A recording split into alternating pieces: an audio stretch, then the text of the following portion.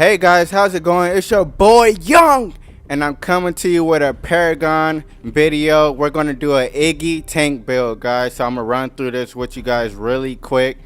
But just to mention it, please go ahead and drop a like, subscribe, and help me spread the word. But let's get into it.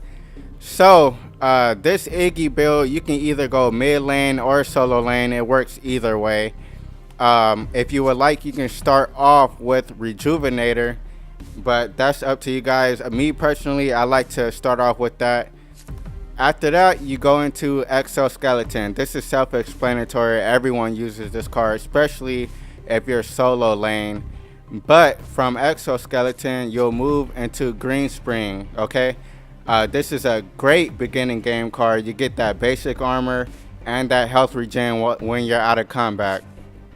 So font of experience, I just kind of threw that in there. You can use that if you want to get ahead of your opponent, but you don't have to. So from Green Spring, you'll hop into Arcane Dancer. This is a great mid game card. You get a little bit of power, good amount of health, but that active is ridiculous. So that 85% reduced ability damage for 6 seconds, that's like next to nothing. You'll survive like everything, ultimate from Countess, Gideon's ult, all that stuff. So after Arcane Dancer, guys, I think it's around the 7 to 10 purchase range. You'll go ahead and throw a Growth Totem on, and you'll have this card on until you get to your last card, guys.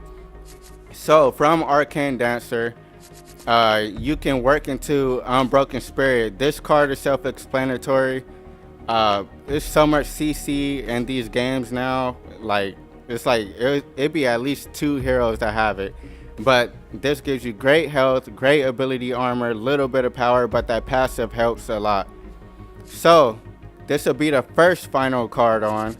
Then you'll work your way to Black Ice Routine, guys. This gives you good health, max mana, and a good amount of power, and that active comes in handy.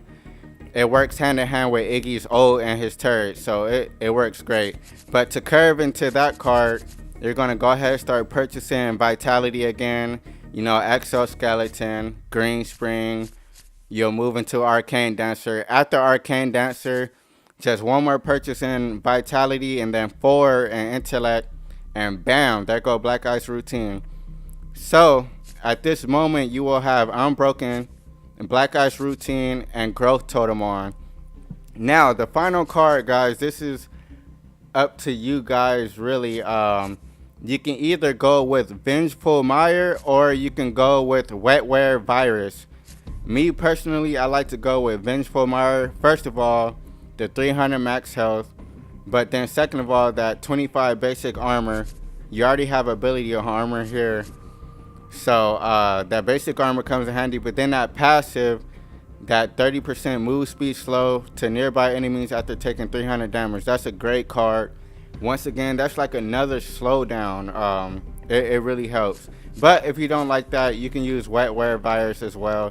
It just gives you more ability armor, mana regen, and then the active comes in handy as well. So after you're at your full build, which should be, if you would like, Unbroken, Black Ice, and Vengeful Mire, you can go ahead and just get some power taps thrown in, you know, get that permanent power increase, and you guys will be good, man. So that's the cards. Now let me move into the gems. So the gems, you can go ahead and use Healing Towers, damage reduction, damage return with ability armor, guys. And just a heads up, I know a lot of you know this already, but I'm gonna mention it anyways. Take a look at your percentages on the passive that the gem gives you. You see, this one gives you 11.6 basic damage return. Damage taken. Sorry about that, guys. And like this one has 10%, you know, 10.5. So just take a look at that, guys. And the reason why I go ability armor is because I feel like late game, the carries and people like that, they're gonna do their damage anyway. So go ahead and just throw that ability armor on. Don't even go basic armor. but that's just my opinion. This reflexive purify with 7.7 ability armor. Once again, stack up on that ability armor is really important, at least in my opinion. And then, you know, the passive purify all debuffs. So the other two gems, auto shield. This card could help you a lot, especially beginning game. You can get away with a little bit of health, and you may get hit with a little basic attack or something, but you won't get killed by it, and that could be the difference between you escaping and you dying. And then last but not least, blade turn. Once again, we are tank, so you know, you block the next basic attack after casting an ability. So that'll do it for this one, guys. Once again, the final build is Unbroken Spirit, Black Ice Routine, and Vengeful Mire. If you don't want to go Vengeful Mire, go ahead, go Wetware Virus. But that'll do it for this, guys. Once again, Iggy Tank. Thank you guys so much. It's your boy Young, and I'm gone.